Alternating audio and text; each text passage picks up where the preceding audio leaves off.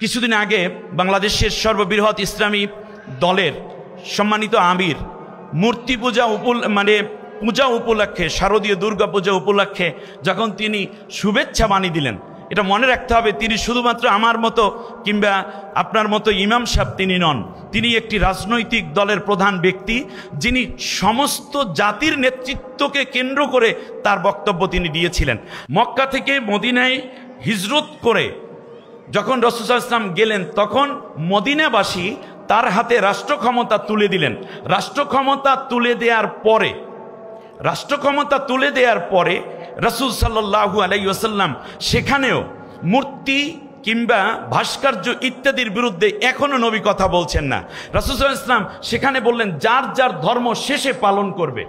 At least যিনি মূর্তি পূজারী তিনি মূর্তি পূজা করবেন, যিনি চন্দ্র সূর্যের পূজারী তিনি চন্দ্র সূর্য পূজা করবেন, যিনি দেবদেবীর পূজারী তিনি দেবদেবী পূজা করবেন, যিনি এক আল্লাহর পূজারী তিনি তাওহীদকে আল্লাহ তাআলাকে পূজা করবেন। যদি একটি রাষ্ট্র ইসলামী হওয়ার পরেও জাতীয় ঐক্য এবং রাষ্ট্রীয় নিরাপত্তা বিধান করতে গিয়ে রাসূল সাল্লাল্লাহু আলাইহি ওয়াসাল্লাম যার যার ধর্ম পালন করার জন্য এমন উন্মুক্ত স্বাধীনতা দিয়ে রেখেছেন, আর মক্কায় রাসূল সাল্লাল্লাহু আলাইহি ওয়াসাল্লাম মূর্তির বিরুদ্ধে একটি কথাও বলেননি। তার কারণ ওখানে মূর্তি পূজারই দেব চালায় বিদায়। যারা মূর্তি পূজা অসারতা বুঝেন তাদের কাছে দাওয়াত পৌঁছাচ্ছেন গোপনে গোপনে। আবু বকর, উসমান, ওমর, আলী, তলহা, জুবাইর এরা আস্তে আস্তে জড়ো হওয়া শুরু করলো তাওহীদে। কিন্তু আল্লাহ রাব্বুল আলামিন কোরআনে আয়াত নাজিল করে দিলেন, হে নবী, মদিনায় আপনি রাষ্ট্রপ্রধান আছেন, কিন্তু কিছু বিষয় আছে, যেমন সূরা তাওবার মধ্যে, এটা মদিনায় অবতীর্ণ আয়াত, ওয়ালা তাসুব্বুল্লাযীনা ইয়াদউনা মিন দুনিল্লাহি ফায়াসুব্বুল্লাহ আদওয়াম বিগাইরি ইলম। হে রাসূল, আপনি রাষ্ট্র পরিচালনা করবেন, কিন্তু যারা মূর্তি পূজারী তাদের বিরুদ্ধে তোমরা যেন গালিগালাজ না করো মূর্তিগুলোকে, তাহলে তারা ভুলবশত আল্লাহকেই গালি দিয়ে বসবে। রাসূল সাল্লাল্লাহু আলাইহি ওয়াসাল্লাম বড় হয়েছেন যে দাদার কোলে, চাচার কোলে, তারা তো সেই সময় মুমিন ছিলেন না। এরপরে রাসূল সাল্লাল্লাহু আলাইহি ওয়াসাল্লামের জিন্দেগিটা এভাবে বড় যখন হলো, নবুয়াত পেলেন, 13 বছর রাসূল সাল্লাল্লাহু আলাইহি ওয়াসাল্লাম মক্কায় যখন তিনি কোরআনের দাওয়াত দিচ্ছেন, কালেমা তাইয়্যিবা এক আল্লাহর তাওহীদের দাওয়াত দিচ্ছেন, সেই সময়ও বাইতুল্লাহ রাসূল সাল্লাল্লাহু আলাইহি ওয়াসাল্লাম জিয়ারত করছেন, কিন্তু বাইতুল্লাহর ভেতরে ছিল 360টা মূর্তি। আমি জ্ঞানীদের সামনে কথা বলছি, 360টা মূর্তি যেই ঘরের মধ্যে, সেই ঘর রাসূল সাল্লাল্লাহু আলাইহি ওয়াসাল্লাম জিয়ারত করছেন, মূর্তি ভাঙেননি। তার কারণ মূর্তির বিরুদ্ধে রাসূল সাল্লাল্লাহু আলাইহি ওয়াসাল্লাম কথা বলার শক্তি সামর্থ্য জোগাড় হয়নি, এখানে ইসলামী হুকুমত প্রতিষ্ঠিত হয়নি বিদায় রাসূল সাল্লাল্লাহু আলাইহি ওয়াসাল্লাম সেই কাবার মধ্যে মূর্তি রেখেই আল্লাহর নবী তার চারপাশ জিয়ারত করছেন এবং আল্লাহ তাআলার কাছে দোয়া করছেন তাওহীদের জন্য। চ্যানেলটি সাবস্ক্রাইব করে আমাদের সঙ্গেই থাকুন। আজকে গোটা বিশ্বে যখন ইসলামের একদিকে যেমন পীড়ন চলছে মুসলিমদের উপরে, অপরদিকে কোনো কোনো জনপদে ইসলামের উত্থান হওয়ার অপার সম্ভাবনা তৈরি হয়েছে। তার মধ্যে জুলাই আগস্টের আন্দোলনের পর বাংলাদেশ ইসলামী ভূমিতে মুসলিম অধ্যুষিত এই জনপদে কোরআনের পতাকা উড্ডীন করার সর্বোচ্চ উর্বর ভূমিতে পরিণত হয়েছে। শহীদের রক্তস্নাত এই জনপদে কিছু অমুসলিম ভাই বোনও রয়েছেন একেবারেই সর্বোচ্চ পর্যায়ে আল্লাহ তাআলাকে অস্বীকারী। কিন্তু এই মুহূর্তে রাসূল সাল্লাল্লাহু আলাইহি ওয়াসাল্লামের দিক নির্দেশনা কি, এটা বোঝানোর জন্য আমাদেরকে প্রথমে কোরআনের কাছে যেতে হবে। রাসূল সাল্লাল্লাহু আলাইহি ওয়াসাল্লামের চরিত্র, মাধুর্য, মেজাজ কেমন, এটা আল্লাহ তাআলা বর্ণনা করেছেন সূরা নিসা আয়াত নম্বর ৭৯, ৫ নম্বর পারা, ৪ নম্বর সূরা। আল্লাহ তাআলা বলছেন, ওয়া আরসালনাকা লিন্নাসি রাসূলা ওয়া কাফা বিল্লাহি শাহিদা। অর্থ হচ্ছে, রসুল, আমি আপনাকে সমগ্র মানব জাতির জন্য রসুল করে প্রেরণ করেছি, আর এই ব্যাপারে সাক্ষী হিসাবে আমি আল্লাহই যথেষ্ট। সুবহানাল্লাহ বিহামদি। খুব বড় মনের হতে হবে। রাসূল সাল্লাল্লাহু আলাইহি ওয়াসাল্লামকে শুধুমাত্র মুসলমানের নবী যদি কেউ বলি, শুধুমাত্র মোমেনের নবী যদি বলি, তাহলে রাসূল সাল্লাল্লাহু আলাইহি ওয়াসাল্লামকে ছোট করা হবে। এই জন্য আল্লাহ নিজেই বললেন, রসুল শুধুমাত্র মুসলমানের নয়, বরং যিনি মানুষ তার জন্যই তিনি রসুল। আর এই সাক্ষী হিসাবে আমি আল্লাহ তাআলাই যথেষ্ট, নতুন করে অন্য কারো কাছে জিজ্ঞেস করার দরকার হবে না, তার কারণ আমি আল্লাহই সাক্ষ্য দিচ্ছি। আল্লাহ তাআলা সূরা আরাফের 158 নম্বর আয়াতে গিয়ে বলেছেন, কুল ইয়া আইয়ুহান নাস ইন্নী রাসূলুল্লাহি ইলাইকুম জামিআ আল্লাযী লাহু মুলকুস সামাওয়াতি ওয়াল আরদ। হে রাসূল, আপনি বিশ্ববাসীকে বলে দেন যে হে সমস্ত মানবতা, আমি সকলের জন্য রসুল হয়ে প্রেরিত হয়েছি। অতএব হিন্দু, বৌদ্ধ, খ্রিস্টিয়ান, জৈন ধর্মাবলম্বী কিংবা ডানপন্থী, বামপন্থী, যিনি মানুষ, যিনি নিজেকে মানুষ বলে দাবি করেন, আল্লাহর বক্তব্য হচ্ছে হে রসুল আপনি বলে দেন আমি তোমার জন্য রসুল। অতএব রাসূল সাল্লাল্লাহু আলাইহি ওয়াসাল্লামের বরত্বটাকে আমরা যেন কোনো মাসআলা দিয়ে ছোট করে না দিই, তাহলে রাসূল সাল্লাল্লাহু আলাইহি ওয়াসাল্লামের সৌন্দর্যের চেয়ে অবমাননাই বেশি করা হবে। রাসূল সাল্লাল্লাহু আলাইহি ওয়াসাল্লাম প্রসঙ্গে আল্লাহ তাআলা বলছেন, আজকে সাহিত্য সংস্কৃতি কেন্দ্র যে নামটি দিয়েছে রহমাতুল লিল আলামিন, আল্লাহ এখানেও শুধু মুসলমানদের কিংবা মোমেনদের কথা বলেননি, বরং আল্লাহ তাআলা বলছেন ওমা আরসালনাকা ইল্লা রাহমাতাল লিল আলামিন, সূরা আম্বিয়া 107 নম্বর আয়াত। সম্মানিত ভাইয়েরা, যেই জায়গাটিতে রসুলকে আমরা বুঝতে গিয়ে খুব বেশি করে কনজারভেটিভ হয়ে পড়ি, সেই জায়গাটি হচ্ছে রাসূল সাল্লাল্লাহু আলাইহি ইসলামের জিন্দিগিটাকে আমরা চর্চা না করার একটি অভ্যাসে পরিণত হওয়ার কারণে। তার চেয়েও বড় আশঙ্কা আমি বোধ করছি, যখন বাংলাদেশে শত শত মানুষ জীবন দিলেন, ছাত্র জনতা রক্ত দিলেন, এর আগে আল্লাহর কোরআনের জন্য ফাঁসির মঞ্চে যেতে হয়েছে, আয়না ঘরে যেতে হয়েছে, নির্যাতন সহ্য করতে হয়েছে, সমানে জীবন এবং রক্ত দিতে হয়েছে। সেই রক্তের ফসল যখন ঘরে আসবে, তখন রাসূল সাল্লাল্লাহু আলাইহি ওয়াসাল্লামকে কেন্দ্র করে শহীদি কাফেলা এবং রক্তদানকারী শাহাদাতের চেতনায় উজ্জীবিত কাফেলার বিরুদ্ধে এমন কিছু কথা বলা হচ্ছে যা রাসূল সাল্লাল্লাহু আলাইহি ওয়াসাল্লামের আদর্শ এবং আল্লাহ রাব্বুল আলামিনের হুকুমাত প্রতিষ্ঠায় কোনো উৎসাহ তো যোগাচ্ছি না, বরং কোনো কোনো ক্ষেত্রে বড় বাধার সম্মুখীন হচ্ছে বলে আমি ব্যক্তিগতভাবে মনে করছি। এবং জাতি হিসাবে একটা সময় এর প্রতিফল, এর একটি বড় ক্ষতি হয়তো এই জাতিকে বহন করা লাগতে পারে। বিধায় আমি মৌলিকভাবে রাসূল সাল্লাল্লাহু আলাইহি ওয়াসাল্লামের জিন্দিগিটাকে আমরা যদি দেখতে পাই, তাহলে নবুয়াত পাওয়ার আগে রাসূল সাল্লাল্লাহু আলাইহি ওয়াসাল্লাম সব মানুষের সাথে সমানভাবে সৌহার্দ্যপূর্ণ আচরণ করে মানুষের সেবায় আত্মনিয়োগ করেছেন হিলফুল ফুজুল সংগঠনের মাধ্যমে। সেখানে কে বৌদ্ধ, কে খ্রিস্টিয়ান, কে মুসলিম, কে মূর্তি পূজারী, কে মূর্তি পূজারী নয়, আল্লাহ রসুল এটা চিন্তা করেননি। দ্বিতীয় হচ্ছে নবুয়াত পাওয়ার পরে, নবুয়াত পাওয়ার পর রাসূল সাল্লাল্লাহু আলাইহি ওয়াসাল্লাম 13 বছর কোরআনের দাওয়াত দিয়েছেন এমন একটি ময়দানে, যেই ময়দানে রাসূল সাল্লাল্লাহু আলাইহি ওয়াসাল্লাম শিশুবেলায় যেমন হালিমাতুর সাদিয়া রাদিয়াল্লাহু তাআলা আনহার দুধ পান করেছেন, তখন তো তিনি মুমিনা ছিলেন না। দেখুন বৃহৎ চিন্তাটা কোন জায়গা থেকে আমাদের তৈরি করা দরকার। রাসূল সাল্লাল্লাহু আলাইহি ওয়াসাল্লাম বড় হয়েছেন যে দাদার কোলে, চাচার কোলে, তারা তো সেই সময় মুমিন ছিলেন না। এরপরে রাসূল সাল্লাল্লাহু আলাইহি ওয়াসাল্লামের জিন্দিগিটা এভাবে বড় যখন হলো, নবুয়াত পেলেন 13 বছর রাসূল সাল্লাল্লাহু আলাইহি ওয়াসাল্লাম মক্কায় যখন তিনি কোরআনের দাওয়াত দিচ্ছেন, কালেমা তাইয়্যিবা, এক আল্লাহর তাওহীদের দাওয়াত দিচ্ছেন, সেই সময়ও বাইতুল্লাহ রাসূল সাল্লাল্লাহু আলাইহি ওয়াসাল্লাম জিয়ারত করছেন, কিন্তু বাইতুল্লাহর ভেতরে ছিল 360টা মূর্তি। আমি জ্ঞানীদের সামনে কথা বলছি, 360টা মূর্তি যেই ঘরের মধ্যে, সেই ঘর রাসূল সাল্লাল্লাহু আলাইহি ওয়াসাল্লাম জিয়ারত করছেন, মূর্তি ভাঙেননি। তার কারণ মূর্তির বিরুদ্ধে রাসূল সাল্লাল্লাহু আলাইহি ওয়াসাল্লাম কথা বলার শক্তি সামর্থ্য জোগাড় হয়নি, এখানে ইসলামী হুকুমাত প্রতিষ্ঠিত হয়নি। বিদায় রাসূল সাল্লাল্লাহু আলাইহি ওয়াসাল্লাম সেই কাবার মধ্যে মূর্তি রেখেই আল্লাহর নবী তার চারপাশ জিয়ারত করছেন এবং আল্লাহ তাআলার কাছে দোয়া করছেন তাওহীদের জন্য। গেল এখানে সেই জায়গাটিতে যদি আমরা চলে আসি, সেখানে রাসূল সাল্লাল্লাহু আলাইহি ওয়াসাল্লামের আসহাবে আজমাইন যারা, তারাও ঠিক ওই মূর্তি ভেতরে রেখেই রাসূলের নেতৃত্বে তাওয়াফ করতেন। রাসূল সাল্লাল্লাহু আলাইহি ওয়াসাল্লামের রাষ্ট্র ক্ষমতা তার হাতে নাই, তিনি মূর্তির কথা বলেন যে এগুলো অসার, কিন্তু তিনি কখনোই বলেন না যে এইগুলোকে ভেঙে ফেলো, এগুলোর বিরুদ্ধে কথা বলা ইত্যাদি, এগুলো রাসূল সাল্লাল্লাহু আলাইহি ওয়াসাল্লাম বলেননি। তার কারণ তিনি জানেন একটি জাতিকে প্রথমে আমি যে আদর্শ প্রচার করতে চাই এটা বোঝানো দরকার, এটা দাওয়াত দেওয়া দরকার, সাংগঠনিকভাবে মজবুতি দরকার। একটা পর্যায়ে যখন ইসলামী হুকুমাত প্রতিষ্ঠিত হবে, তখন আল্লাহ যেই হুকুম করবেন সেটা বাস্তবায়িত করা হবে। রাসূল সাল্লাল্লাহু আলাইহি ওয়াসাল্লাম এখান থেকে নিয়ে যখন একটা পর্যায়ে মক্কা থেকে মদিনায় হিজরত করলেন, মক্কা থেকে মদিনায় হিজরত করে যখন রাসূল সাল্লাল্লাহু আলাইহি ওয়াসাল্লাম গেলেন তখন মদিনাবাসী তার হাতে রাষ্ট্র ক্ষমতা তুলে দিলেন। রাষ্ট্র ক্ষমতা তুলে দেওয়ার পরে রাসূল সাল্লাল্লাহু আলাইহি ওয়াসাল্লাম সেখানেও মূর্তি কিংবা ভাস্কর্য ইত্যাদির বিরুদ্ধে এখনো নবী কথা বলছেন না। রাসূল সাল্লাল্লাহু আলাইহি ওয়াসাল্লাম সেখানে বললেন যার যার ধর্ম শেষে পালন করবে। অ্যাটলিস্ট যিনি মূর্তি পূজারী তিনি মূর্তি পূজা করবেন, যিনি চন্দ্র সূর্যের পূজারী তিনি চন্দ্র সূর্য পূজা করবেন, যিনি দেবদেবীর পূজারী তিনি দেবদেবী পূজা করবেন, যিনি এক আল্লাহর পূজারী তিনি তাওহীদকে আল্লাহ তাআলাকে পূজা করবেন। যদি একটি রাষ্ট্র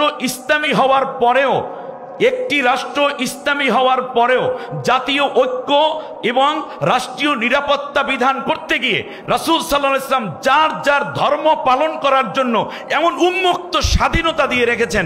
আর মক্কায় রাসূল সাল্লাল্লাহু আলাইহি ওয়াসাল্লাম মূর্তির বিরুদ্ধে একটি কথাও বলেননি, তার কারণ ওখানে মূর্তি পূজারীদের চালায় বিদায়। যারা মূর্তি পূজা অসারতা বুঝেন তাদের কাছে দাওয়াত পৌঁছাচ্ছেন গোপনে গোপনে। আবু বকর, উসমান, ওমর, আলী, তলহা, জুবাইর এরা আস্তে আস্তে জড়ো হওয়া শুরু করলো তাওহীদে।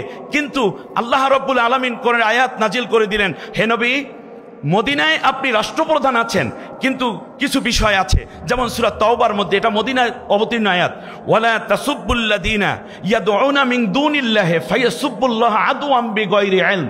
হে রাসূল আপনি রাষ্ট্র পরিচালনা করবেন, কিন্তু যারা মূর্তি পূজারী তাদের বিরুদ্ধে তোমরা যেন গালিগালাজ না করো মূর্তিগুলোকে, তাহলে তারা ভুলবশত আল্লাহকেই গালি দিয়ে বসবে।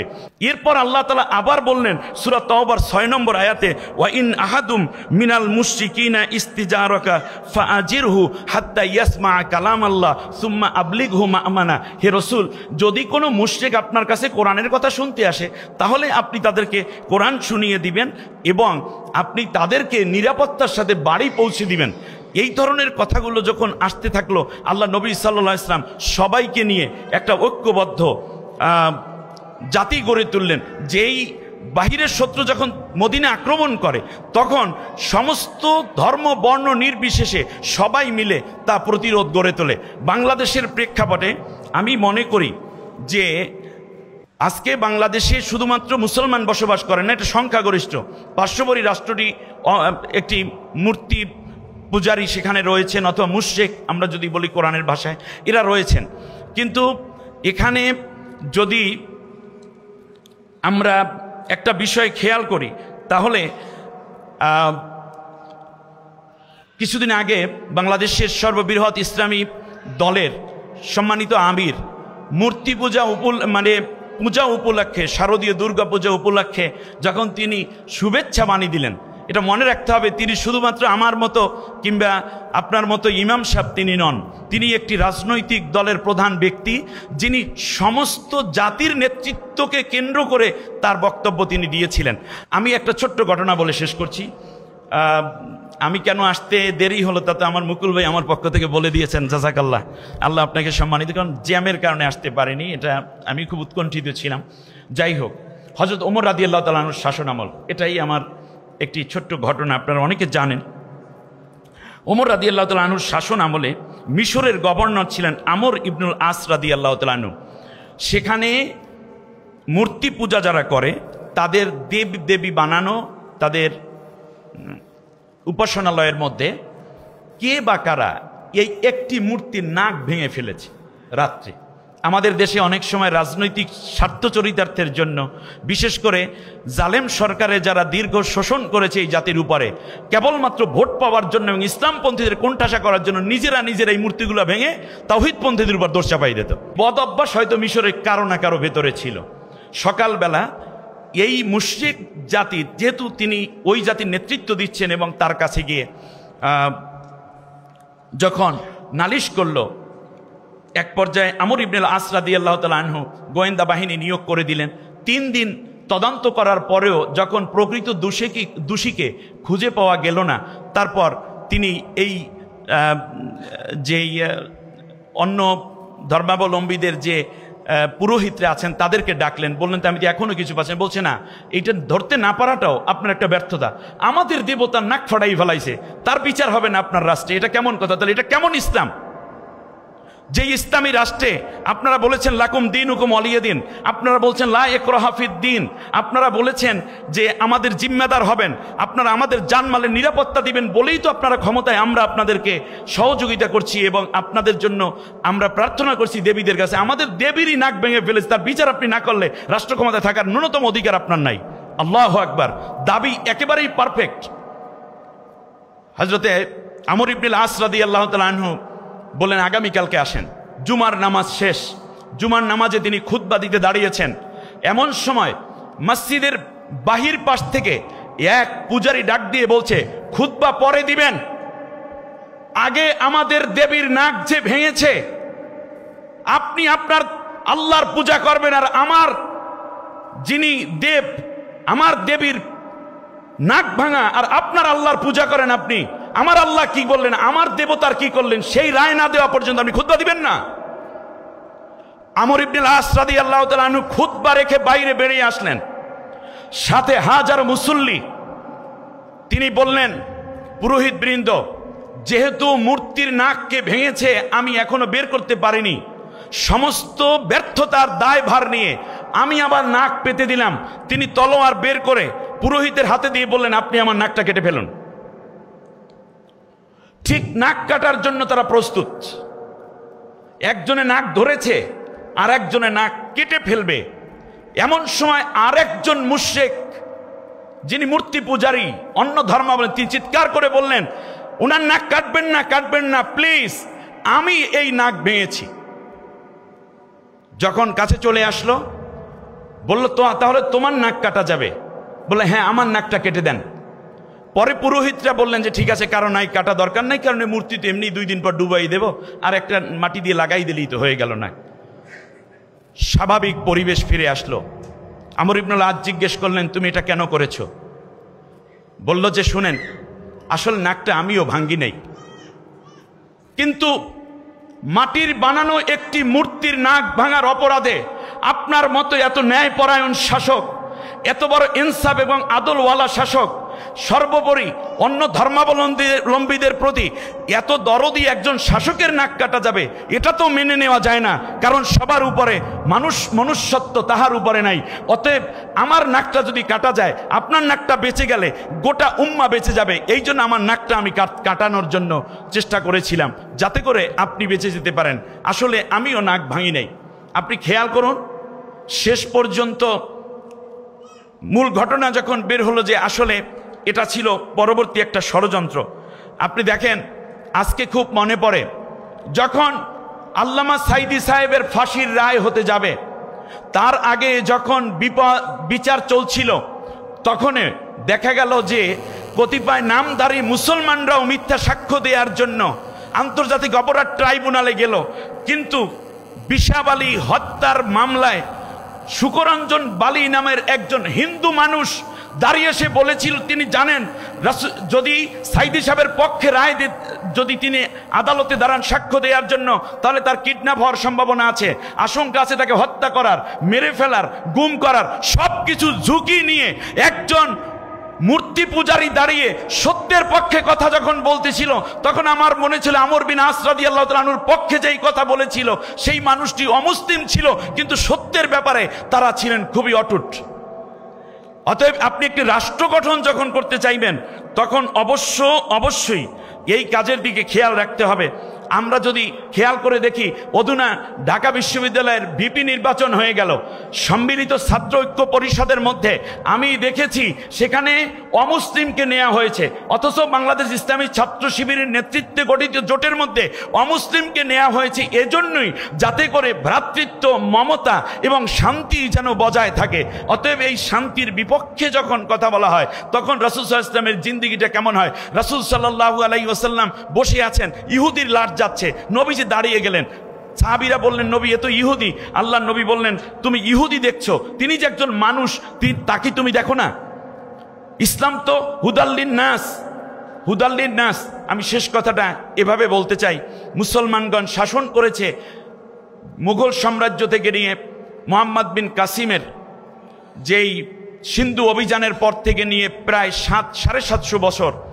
একজন এই ভারতীয় একজন হিন্দুদের মূর্তি ভাঙা হয়নি, কারো মন্দির ভাঙা হয়নি, কোনো হিন্দু বা অমুসলিম নারীর আঁচল ধরে টান দেওয়া হয়নি, জিনা ধর্ষণ ব্যভিচারের কথা চিন্তাও তো করা যায় না। তার কারণ আল্লাহ রাব্বুল আলামিনের কোরআনের এই আয়াতগুলো, নবীজি বলেছেন মান আদা জিম্মিয়ান ফানা খসমু ওয়ামান কুনতু খসমু খসামতু ইয়াউমাল কিয়ামা। যদি একটি মুসলিম অধ্যুষিত শাসিত রাষ্ট্রে অমুসলিমদের উপর কেউ যদি অত্যাচার করে, ওই শাসকের বিরুদ্ধে আমি মুহাম্মদুর রাসূলুল্লাহ কিয়ামতের দিন মামলা দায়ের করব আল্লাহর কাছে ওই মুসলমানের বিরুদ্ধে। রাসূল সাল্লাল্লাহু আলাইহি ওয়াসাল্লামের কাছে বিচার নিয়ে আসা হলো, একজন ইহুদি আর একজন মুসলমান নবীর রায়টা মেনে নিতে পারেনি, ইহুদি মেনে নিয়েছে। তখন আল্লাহ তাআলা বললেন ফালা ওয়া রাব্বিকা লা ইউমিনুনা হাত্তা ইউহাক্কিমুকা ফিমা শাজারা বাইনাহুম। সে রাসূল, যদি তোমার বিধান তারা মেনে না নিতে পারে তাহলে মনে রাখবে আমি কসম খেয়ে বললাম সে তো মুসলমানই হয়নি। পরবর্তী ওমর রাদিয়াল্লাহু তাআলা আনহু এই মুসলমানের ঘাড় কেটে ফেলেছে, কিন্তু রায়টা ইহুদির পক্ষে চলে গেল। এর দ্বারা বোঝা যায় যদি একটি কল্যাণ রাষ্ট্র এবং ইসলামী রাষ্ট্র হয় তাহলেই কেবল মুসলমানদের পাশাপাশি অমুসলিম ভাই বোনেরাও সমান অধিকার পাবে। দুঃখজনকভাবে দেখা যায় যে এত 700-800 বছর পর্যন্ত মুসলমানরা শাসন করলো, ব্রিটিশদের পরে এই 100 বছরও হয়নি, এর মধ্যে বাবরি মসজিদ ভেঙেছে হিন্দু ভাইয়েরা, হিন্দু শাসকরা, অন্যান্য মসজিদ ভেঙেছে, মুসলমানদেরকে হত্যা করেছে। আমাদের এই ছোট্ট বাংলাদেশে বর্তমান প্রেক্ষাপটে সেটা হচ্ছে আমরা সৌহার্দ্যপূর্ণ আচরণ করব। এখনো ইসলাম ক্ষমতায় আসে নাই। যদি ইসলামী দল ক্ষমতায় আসে, বাংলাদেশ যদি কোরআনের রাষ্ট্র হয়, তারপরেই কি ব্যবস্থা নিবে সেই প্যাটার্ন নবী বলেছেন, এর আগে কি প্যাটার্ন সেটা বলেছে। অতএব যারা ফতুয়া দিয়ে মানুষের মধ্যে এই ধরনের সম্প্রীতি, ভালোবাসা এবং আমাদের সহাবস্থানকে বাধাগ্রস্ত করতে চান, আমি তাদের কাছে বিনয়ের সাথে অনুরোধ করব, আপনার শরীরের সব অঙ্গ চুল কেটে ফেলা হয়, কিন্তু চুল ছাড়া তো আপনাকে সুন্দর দেখাবে না। নখ প্রয়োজনে কাটতে হয়, কিন্তু নখ তো কাঁচাটা কাটতে হয় না, অতিরিক্তটা কাটতে হয়। সুতরাং ইসলামের যে প্যাটার্ন আছে, ইসলামের যে সৌন্দর্য আছে, তাই হচ্ছে সবাইকে নিয়ে থাকা, সবাইকে একত্রে থাকা, এটাই ইসলামের সৌন্দর্য। এবং আজকের এই প্রোগ্রাম মূলত সেই দাবি করে। আমি চাই এই প্রোগ্রাম আরও বড় হোক। মুকুল ভাইয়ের কাছে আমার দাবি এবং সাহিত্য সংস্কৃতি কেন্দ্রের কাছে আমার অনুরোধ থাকবে, এত ছোট হলরুমে হবে না, কারণ বাইরে অনেক লোক দাঁড়িয়ে আছে। আমরা শিল্পীদের গান শুনতে চাই, কারণ বিপ্লবের জন্য গান দরকার। অপরদিকে আরও সৌন্দর্যমণ্ডিত করার জন্য বড় হলরুম নেন, আরও বড় টাইম নেন, যাতে করে আমরা বেশি বেশি করে উপভোগ করতে পারি। প্রয়োজনে সাহিত্য সংস্কৃতি কেন্দ্রের মধ্যে শিল্পীদের মধ্যে অমুসলিম শিল্পীও থাকবে, তারা গান গাইবে, দেশের গান গাইবে, এতে কোনো অসুবিধা নাই।